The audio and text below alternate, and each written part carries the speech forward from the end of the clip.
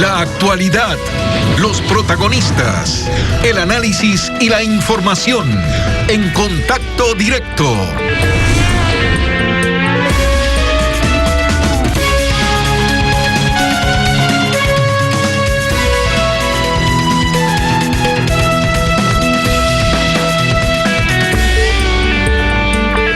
En estos días se repiten en América Latina violentas manifestaciones que destruyen monumentos e iglesias. En Ecuador hay una nueva convocatoria y aunque se advierten los motivos de las manifestaciones, se teme que se repitan los hechos violentos del año pasado cuyas consecuencias económicas se continúan arrastrando hasta hoy, mientras sus autores e ideólogos continúan impunes. Patricio Donoso, segundo vicepresidente de la Asamblea Nacional e integrante de la Comisión de Desarrollo Económico, buenos días y bienvenido a Contacto Directo. ¿Qué tan factible es que octubre del 2019 se reinstale, se repita hoy? Muchas gracias por la entrevista, Lenín. Muy buenos días a usted y a la teleaudiencia de Ecoavisa. Sería inaceptable que vuelva a ocurrir el vandalismo que se dio hace un año. Hace un año, mi estimado Lenín, quemaron la Contraloría. Hace un año dejaron a la ciudad de Ambato y a la provincia de Tungurahua sin agua potable. Hace un año casi lo matan a un colega suyo, Freddy Paredes. Hace un año apedrearon las motobombas que iban a apagar los incendios provocados. Hace un año apedrearon las ambulancias que iban a socorrer a los heridos. Hace un año intentaron tomarse pozos petroleros. Eso es inaceptable y la fuerza del orden tiene que, en el evento de que hoy día o estos días se diese algo similar, parar con la ley en la mano y por supuesto haciendo el uso debido y progresivo de la fuerza, porque no podemos tolerar los quiteños, y yo soy quiteño, que vuelvan a destruir nuestro centro histórico, que vuelvan a quemar edificios y que vuelvan a secuestrar policías y periodistas. Eso es inaceptable, mi estimado León. Inaceptable. En otro tema, y siendo usted integrante de la Comisión de Régimen Económico, para asegurar su capacidad de pago, el Estado debe eliminar gastos clientelares y superfluos o subir el IVA. Ese sería el dilema, o aparentemente ese es el dilema. Los tres grandes rubros en el presupuesto del Estado son los sueldos de la burocracia, los subsidios para importar combustibles y el pago de la deuda externa. Sobre la reducción de salarios, el gobierno ha cumplido a medias porque despedir empleados públicos profundiza el problema social del desempleo. Sobre este rubro entonces, arquitecto, ¿qué pueden hacer todavía un gobierno y una asamblea que están de salida? ¿Prefieren mantener la poca popularidad que tienen o que el país se ajuste? El país tiene que ajustar su gasto. No es posible los gastos superfluos. Eso no es aceptable y lo digo con absoluta frontalidad. Solemos decir que tenemos el doble de reservas de petróleo que Colombia. Sin embargo, Colombia exporta 1 millón de barriles diarios, estimado Lenin. El Ecuador la mitad, y no ha subido de aquellos 500.000 barriles en las últimas 2 décadas. Eso tampoco es aceptable. Tenemos mayores reservas probadas que Colombia, y mire usted lo que está sucediendo. Tenemos que aumentar los ingresos, pero para ello tenemos que firmar y suscribir acuerdos comerciales con Estados Unidos. Tenemos que ser parte de la Alianza del Pacífico. ¿Con qué objeto? Con el objeto de que venga inversión extranjera y genere el empleo productivo que tanta falta nos hace, y las inversiones foráneas que deben ser bien recibidas. Seguridad jurídica, sin duda alguna, buen tratamiento al capital, con cumplimiento, por supuesto, de las leyes en el Ecuador, pago de impuestos, pago a sus empleados, es decir, hacer las cosas vistiéndonos de pantalón largo como país serio. Por eso fue bueno, y lo dije en Ecoavisa hace 7 semanas, es bueno tener buenas relaciones con los multilaterales de crédito. Por eso es que eventualmente vamos a recibir y los próximos 2 gobiernos tranquilidad, más o menos, por supuesto, cierta tranquilidad en el servicio de la deuda, con la reprogramación, el reperfilamiento que se ha logrado de la deuda externa, lo cual es bueno, pero hay que bajar el gasto superfluo, aumentar la producción en el campo petrolero, en el campo minero, en el campo agrícola y en el campo agroindustrial. A propósito del tema de deuda externa y respecto al gran rubro de pago de deuda que ha subido del 10% al 30% gracias al diseño correísta de endeudamiento, el exministro Richard Martínez se encargó precisamente de reestructurar parcialmente esta deuda gracias a la ampliación de los plazos de la deuda bilateral con tenedores de bonos y también con China. Pero Le pregunto, arquitecto, ¿es esto suficiente para cubrir las necesidades de dinero fresco a partir de 2021? ¿O se tiene que hacer algo más? Usted dice incrementar los ingresos a través de una mayor explotación petrolera, pero eso también toma tiempo. Sin duda alguna, pero debemos lograr la participación del sector privado en la prospección minera, en la prospección petrolera. Tenemos que lograr inversiones mayores a través de ser parte de la Alianza del Pacífico y mirar al Asia con optimismo. Y por supuesto, ¿por qué no? Suscribir un tratado comercial, póngale el nombre que quiera, ya no les gusta TLC, pero un acuerdo comercial con los Estados Unidos. Mire, el Ecuador es el único país de la costa oeste del Pacífico que no tiene un acuerdo comercial con Estados Unidos. Hasta el comandante Ortega de Nicaragua, aquel que anda gobernando por sobre los 30 años, tiene un acuerdo comercial con Estados Unidos, y nosotros no. Yo era presidente del Comité Empresarial Ecuatoriano hace 12 años, y estuvimos muy cerca, allá en Washington, ayudando, pues coadyuvando en el cuarto adjunto, de suscribir un acuerdo comercial. Colombia y Perú, que estaban junto a nosotros en el hotel en Washington, sí lo lograron. Nosotros, por decisión equivocada del régimen de aquel entonces, no lo logramos. Ya es hora de que firmemos un acuerdo comercial con los Estados Unidos. Le pregunto a usted, nosotros, al ser el único país que no tiene ese acuerdo, somos los inteligentes del continente y los demás, los bobos de la zona. No es así. Tenemos que ser auténticos. Es bueno que se hayan aperturado, y en noviembre va a haber una nueva ronda de negociaciones con los Estados Unidos. Es bueno que así se lo haga en este, y continuaremos en el próximo gobierno, gracias al apoyo popular, con Guillermo Lasso, sin duda alguna. A partir de 2021, la llave que abrirá la posibilidad de obtener créditos para el país es la capacidad de garantizar el pago del Ecuador con sus acreedores internos y externos. Para eso se necesita, sí, dinero fresco, pero sí, también dinero rápido. Y eso implica pues la necesidad de hacer ajustes en distintos ámbitos. ¿Y qué es lo que ofrece la Asamblea? Porque a ratos daría la impresión de que esto es solo un asunto del gobierno central, y no necesariamente es así. La Asamblea tiene que hacer dos cosas, y soy rápido, Lenin, en virtud del tiempo. Uno, tenemos que aprobar reformas profundas a un Código del Trabajo que data de 1938, 82 años que no ha tenido ese código, reformas sino solamente cosméticas, y hay 5 millones de ecuatorianos que están o desempleados o subempleados y viven en la informalidad. Hay que generar la posibilidad, ¿por qué no?, del trabajo por horas. Lo hicimos cuando jóvenes, que le generaría al joven la experiencia que le va a ser requerida años más tarde. Hay ciertos dirigentes sindicales, no todos, que dicen que queremos precarizar el trabajo. Todo lo contrario, lo que queremos es que ellos se empiecen a preocupar no solamente de los derechos de los trabajadores, que está bien, que se empiecen a preocupar de los derechos de los no trabajadores, aquellos 185,000 jóvenes que se incorporan al mercado laboral cada año. Esa ley tenemos que tramitarla y aprobarla. Reformas profundas, serias, como lo hicieron Colombia y Perú a su Código del Trabajo.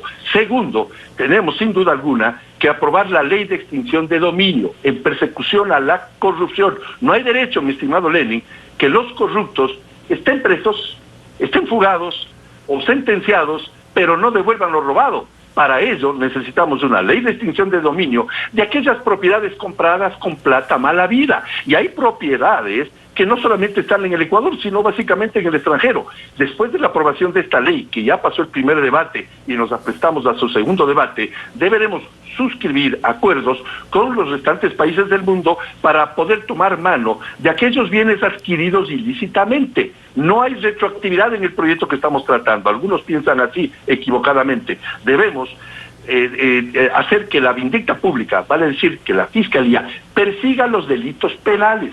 Y Diana Salazar, fiscal general de la Nación, está haciendo un buen trabajo, pero lo dijo en Ecuavisa, le faltan por lo menos 500 fiscales para hacer su trabajo y perseguir a la corrupción. Nosotros, ya que usted me pregunta, desde la Asamblea, tenemos que echar mano de aquellos bienes mal habidos, e incluso aquellos comprados lícitamente con créditos, pero luego pagadas de esa hipoteca, de esos créditos, con plata mala vida. Se convierte ese bien, por supuesto, en susceptible de ser comisado o decomisado, a fin de que vuelva a su legítimo dueño, que es el pueblo ecuatoriano. Esos dos proyectos de ley, más aplicación, dígame. Sí, iba a decir algo más. Sí, más allá de la aplicación de la ley de emprendimiento, que ya fue aprobada, y leyes de orden agrícola e industrial, que le den la posibilidad al trabajador ecuatoriano, sobre todo aquel que esté en la ruralidad, de trabajar su tierra con créditos importantes en cuanto a montos y bajos en tasas de interés y largo plazo a los agricultores del Ecuador, que hoy por hoy estamos generando, y digo estamos porque yo soy agricultor, estamos generando más de 30 millones de raciones alimenticias diarias para que los ecuatorianos comamos, en resumen, 2 veces al día. Apoyemos a este sector, generemos fuentes de trabajo y empleo y generemos, por supuesto, un combate real a la corrupción, porque buena parte de la plata que hoy nos está haciendo falta se han ido en las mega obras pagadas con coimas y en actos de funcionarios públicos corruptos. El reciente decreto de libre importación de combustible se agrega a las reformas de comercialización interna del petróleo. Sin embargo, no se ha definido aún el tema de la focalización del subsidio al diésel, que actualmente está cubierto por el propio mercado con precios bajos que no van a ser eternos. ¿Cómo se asegura entonces la focalización a transportistas del servicio de pasajeros y de carga y del sector productivo? ¿O esto solo depende del Ejecutivo? Depende del Ejecutivo, pero todos somos ecuatorianos y el problema es nuestro. Yo siempre he estado de acuerdo, y a usted, Lenin, le consta, en eliminar ciertos subsidios que más bien han estado dirigidos pretérитamente a los contrabandistas. Mire usted, un camión o un tanquero repleto de gasolina que pasa la frágil frontera ecuatoriano-colombiana, ese día, ese contrabandista se gana $14,000, inaudito. Y además, la gente dedicada al narcotráfico. No es bueno o es malo un subsidio per se, pero no es posible que exista un subsidio por 44 años, cuando conceptualmente los subsidios deben ser temporales. Yo sí estoy de acuerdo con la eliminación de los subsidios a la gasolina y a ciertas gasolinas, obviamente no a la bombona de gas de uso doméstico, que debe ser mantenido aquel subsidio. Pero para ello hay que focalizar, y hay formas que los expertos nos han dicho, a través de la planilla de luz en cuanto a bajo consumo, para que aquel ciudadano pueda comprar la bombona de gas a precio subsidiado, su conexión eléctrica subsidiada, y por supuesto la gente que recibe el bono de la dignidad, el bono de la pobreza.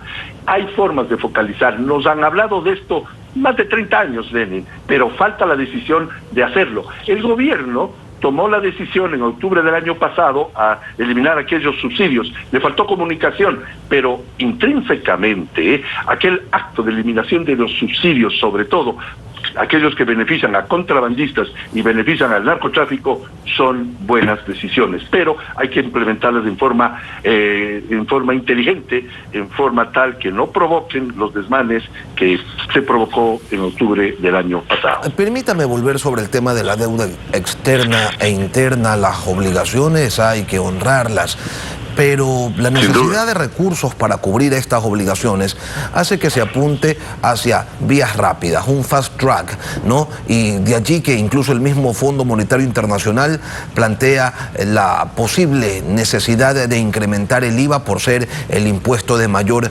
regulación y de mayor recaudación. Claro, también plantean, por ejemplo, implementar un impuesto a las gasolinas, pero en relación al IVA, ¿tendría sentido quizás establecer un IVA diferenciado para que no paguen lo mismo los que menos tienen y los que más tienen? No, Leti. El IVA, el impuesto al IVA es recesivo, y lo sabe el mundo entero. Es recesivo. Me parecería un error el subir el IVA, y el gobierno de Guillermo Lasso no lo va a hacer porque es recesivo. Lo que hay que hacer incluso es disminuir algunos impuestos para provocar mayor actividad productiva y recaudar más, no en virtud de más impuestos, sino en virtud de mayor trabajo comercial y productivo. Mire usted, si nosotros logramos, hay la famosa curva del Laffer, que indica que hay un momento dado en que a mayores impuestos, menores la recaudación. Lo que tenemos que hacer es aumentar las actividades productivas, suscribir acuerdos comerciales, hacer un trabajo petrolero con la participación privada, en forma absolutamente justa, por supuesto, para aumentar esa producción. Tenemos que preocuparnos de la minería limpia, la minería sana, la minería que cuida el medio ambiente, pero que podría generar ingentes recursos para el Estado. Debemos disminuir el gasto público. Es decir, hay muchas otras acciones que son mucho mejores, por supuesto, que la subida del IVA. Pero, por ejemplo, estas inversiones a las que usted hace referencia, sector petrolero, sector minero, no tienen garantías en el país. Por más que se han aprobado códigos de producción, leyes para fomentar alianzas público-privadas, no funcionan, no dan resultados. Subsiste un problema y no se lo termina de abordar y de cambiar para que la situación sea radicalmente distinta.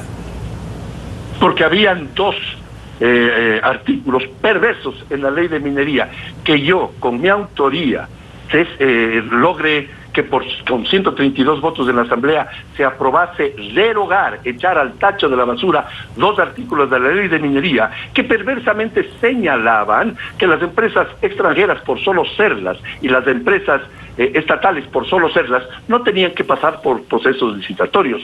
Serio caldo de cultivo a la corrupción, mi estimado Lenin, y además inapropiado para que todas las empresas mineras, nacionales o extranjeras, estatales o privadas, tengan igual capacidad de participación. Segundo, imagínense usted la capacidad discrecional de un ministro de minería o de un gobierno en general para a dedo dar contratos multimillonarios en el campo minero. Lo que sucedía es que con el amiguete se arreglaban para hacer planteamientos de menor cuantía para el Estado ecuatoriano. Hoy, con esta ley de mi autoría, que ya suscribió el presidente de la República, el Ejecútese, ya es ley de la República, y empezaremos ahora sí a ver que todas las empresas, sobre todo las grandes, las que tienen tecnología de punta, las que cuidan el medio ambiente, las que tienen capacidad de hacerlo, participarán con mejores propuestas para que tengamos mejores ingresos, generación de empleo y, por supuesto, combatir a la corrupción. En arca abierta hasta el justo peca, mi estimado Lenin. Por eso es que yo logré que esto se evitara, porque al cáncer hay que combatirla antes de que se haga metástasis. Y esa es una acción que, por ejemplo, en el campo de la minería he logrado, y lo digo con sano orgullo. Hay que replicar esta ley, que yo la planteé, a todas las actividades estratégicas, a fin de que eliminemos la corrupción y logremos mayores recursos para el Ecuador. Pregúntele usted a cualquier chileno cuánto importante o cuán importante es la actividad minera cuando Chile sabemos que vive de la explotación del cobre. Es más, su constitución establece que hay un porcentaje, me parece que minera del cobre, que va a un fondo de ahorro y contingencia, fondos de ahorro y contingencia que el gobierno anterior se encargó de desmantelar. Con ello, con esos fondos, los chilenos lograron salir adelante de aquel terrible terremoto que tuvieron el 27 de febrero del año 2010. El Ecuador tiene que retomar los fondos de ahorro y contingencia a través de actividades productivas sanas, limpias y sin corrupción. Pero además en Chile, cuando se hace la explotación minera, no se exporta únicamente la materia prima, como lamentablemente en el Ecuador se lo sigue haciendo. Allá se da valor agregado y eso sin duda les genera más ingresos. Hacia ese camino quizás se debería apuntar. Arquitecto Patricio Donoso, segundo vicepresidente de la Asamblea Nacional e integrante de la Comisión de Régimen Económico, gracias por acompañarnos esta mañana en Contacto Directo. Yo soy el agradecido, Lenin. Muchísimas gracias por la entrevista. Muy amable. Buenos días. Buen día. Vamos a una pausa y al volver, movilizaciones populares contra las nuevas modalidades de empleo y una eventual alza de impuestos. ¿Se necesita la violencia para protestar? Lo revisaremos con José Villavicencio, presidente de la Unión General de Trabajadores y vicepresidente del FUT. Ya regresamos.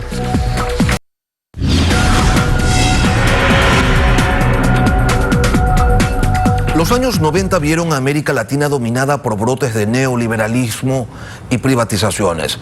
El siglo XXI se inaugura con una hegemonía del socialismo de Estado que, ofreciéndole el Estado al pueblo, se valió de este para expandir por América Latina la espada de su corrupción y también de su cinismo. Ahora, el subcontinente ha vuelto al péndulo entre neoliberales y socialistas y hay quienes buscan equilibrarlos. José Villavicencio, presidente de la Unión General de Trabajadores y vicepresidente del FUT, buenos días, bienvenido a Contacto Directo. Buenos días, Lenin, gracias por la invitación. Ingeniero Villavicencio, a la hora de organizar una manifestación, ¿es necesaria la violencia para ser escuchados o son infiltraciones de corruptos dirigentes izquierdistas? Los trabajadores, los pueblos, las organizaciones sociales nos acogemos al derecho a la resistencia. Y el día de hoy nos aprestamos a cumplir una acción frente a la política neoliberal que está generando más desempleo, más miseria, más explotación, más esclavitud para los trabajadores y los pueblos. La violencia la crea el gobierno, no los trabajadores, no el movimiento indígena, no los ecuatorianos. ¿Qué pasó el año pasado con la Contraloría, con Quito, con los negocios afectados, con las agresiones a periodistas, a ambulancias? ¿Eso también fue el gobierno? En octubre del 2019 demostramos que la resistencia, la unidad y la lucha hicimos retroceder a un gobierno que, haciendo uso del poder económico y del poder político, pretendió imponer políticas neoliberales que afectaban a los ecuatorianos. El resultado de octubre es consecuencia de un gobierno de no escuchar, de no ver la realidad que estamos viviendo los ecuatorianos. Y en esa línea es de que nos acogimos al derecho a la resistencia y derrotamos la política neoliberal en octubre del 2019. Sí, una cosa es el derecho a la resistencia, otra cosa son los resultados. Evidentemente se logró la derogatoria del decreto que eliminaba los subsidios a los combustibles, pero la violencia sigue allí. Y yo le estoy preguntando sobre eso, ingeniero.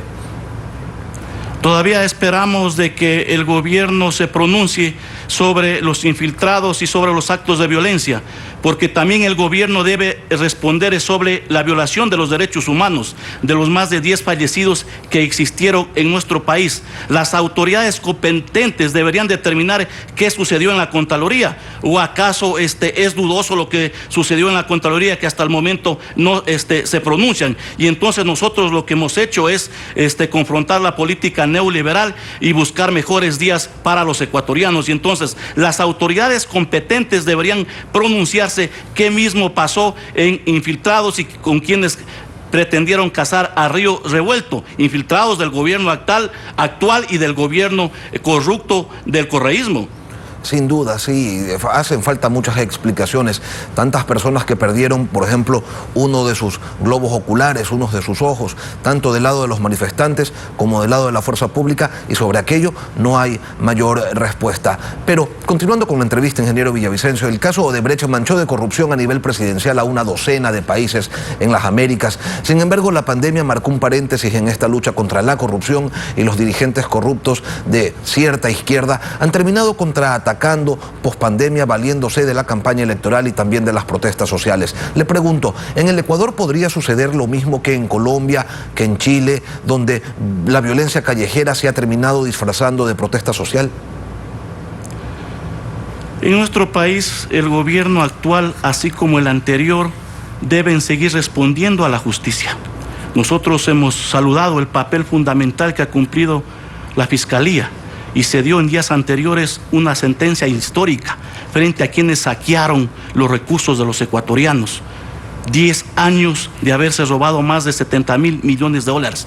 Pero este gobierno también debe responder frente al reparto de los hospitales, al reparto de puestos públicos a cambio de que se aprueben leyes en contra de los trabajadores, como la ley humanitaria, que ha convertido en trabajadores en esclavos con salarios de $180, con reducción de la jornada laboral, con despidos. Entonces, este gobierno también debe responder por esos actos de corrupción, como los sobreprecios en los kits alimentarios, en el tema de las mascarillas, en el tema de los sobreprecios de las medicinas, cuando el pueblo ecuatoriano estaba viendo cómo salvar su vida, cómo conseguir medicina. Unos cuantos vivarachos de este gobierno seguían haciendo su agosto en plena pandemia, y entonces frente a eso este gobierno debe también responder a la justicia, pero debe responder también a los ecuatorianos, porque Lenin y Ciudadanos, mentirle a los ecuatorianos, manipular las cifras sobre la realidad del desempleo también es corrupción.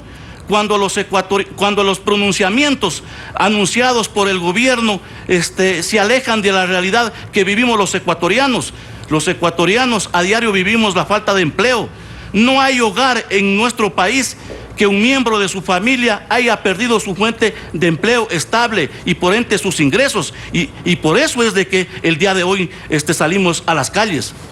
¿Y es la primera de muchas jornadas o simplemente se escogió este día, van a manifestarse hoy durante algunas horas y luego pues que venga ya la campaña electoral con todo?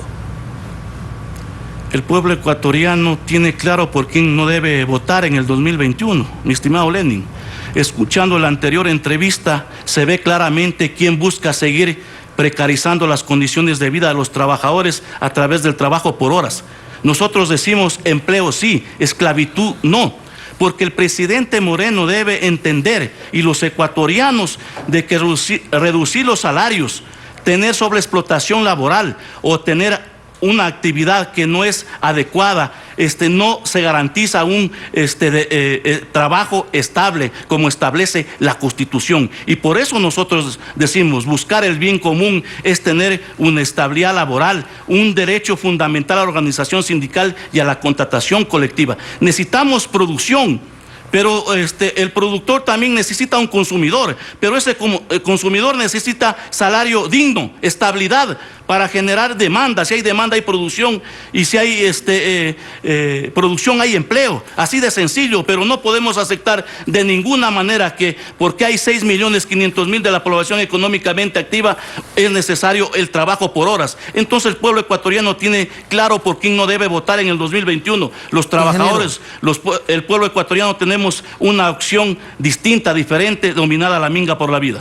Las protestas de este año, y queda bastante claro, fundamentalmente son para protestar contra el desempleo, también contra las nuevas modalidades de trabajo que flexibilizarían el régimen laboral ecuatoriano existente, que tiene elementos únicos internacionalmente, como por ejemplo la jubilación patronal y la participación en las utilidades, haciendo más costoso producir en el país. Al menos así lo señalan de manera reiterada desde los sectores productivos. ¿Ustedes estarían dispuestos a ceder en estos dos puntos, quizás estableciendo una diferenciación entre empresas, o eso sencillamente es innegociable?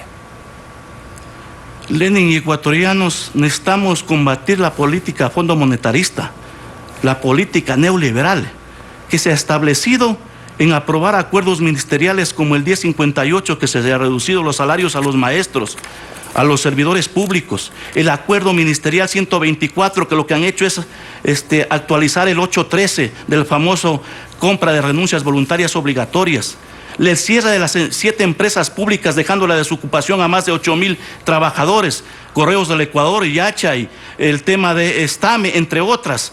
Hoy pretenden privatizar la refinería de Esmeraldas, Sopladora, vender el Banco del Pacífico, una nueva reforma tributaria para incrementar el IVA. Han liberado el tema de los precios de los combustibles y paulatinamente está subiendo el diésel. Lo hará mañana la gasolina extra y súper, y se incrementarán los precios de los productos de primera necesidad. Por eso combatimos la política neoliberal.